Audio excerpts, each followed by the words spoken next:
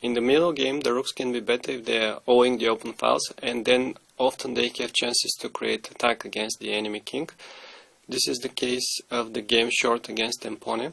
As you can see, in the initial position, white has a lot of active pieces. There is a lot of energy in his pieces, and the move a4 was designed to try and to slow down the attack that white is having on the king side. Black was hoping to see bishop c2, and then he would play most likely knight d5, and little by little he will try to trade some of the active pieces that his opponent is having. But the energy inside the white pieces is so big that he didn't really care of retreating the bishop. Instead of that, he took on f7, which is the right thing to do.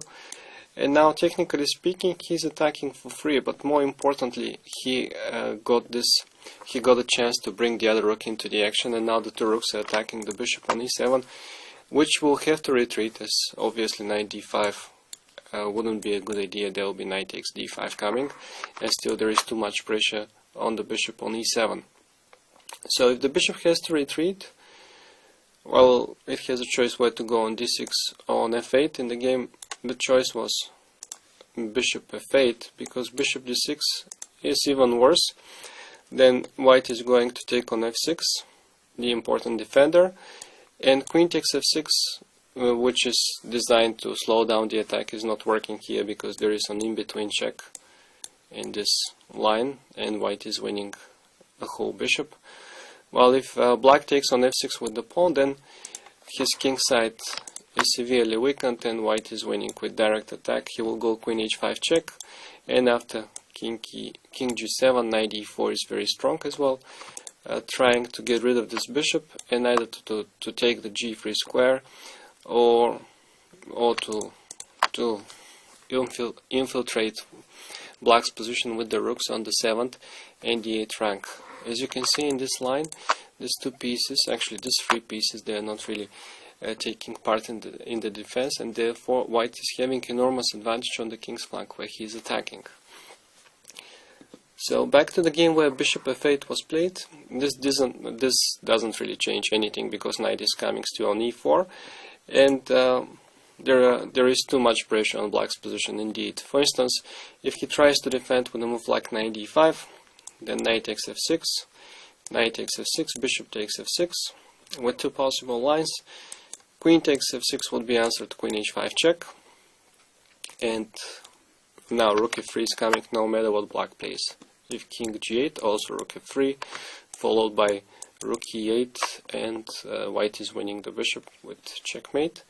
While in this line, if black takes with the pawn on f6, then the line would be again as before, queen to h5 check, king g8 and rook g3, and white is always attacking on the open files.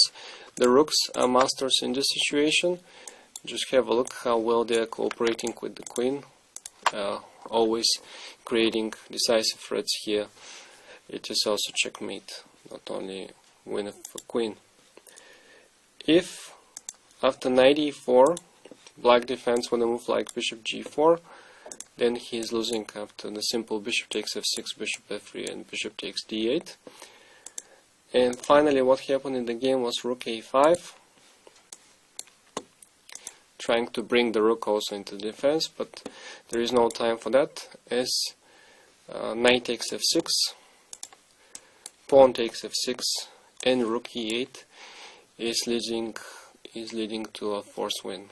Black doesn't have time to take this rook because of queen takes f6, so he tried queen d6, queen h5 check, king g8, rook 1 to e7.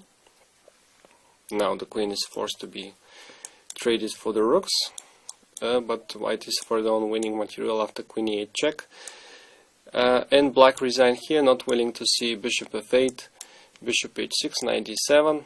And now the easiest is just to take this bishop, or first to trade on f8 and then to take the bishop. It's up to white how exactly he wants to win. The resulting position is completely won for him. So if you are having the rook and a pawn, or rook for two light pieces in the middle game, usually what you're searching for is open files and possibilities to attack the opponent's king by breaking in, by opening its castle, And also the other things that will help you to be better with the rooks, to play better with the rooks, are discoordinated pieces of the opponent, light pieces, and these are basically the most important things.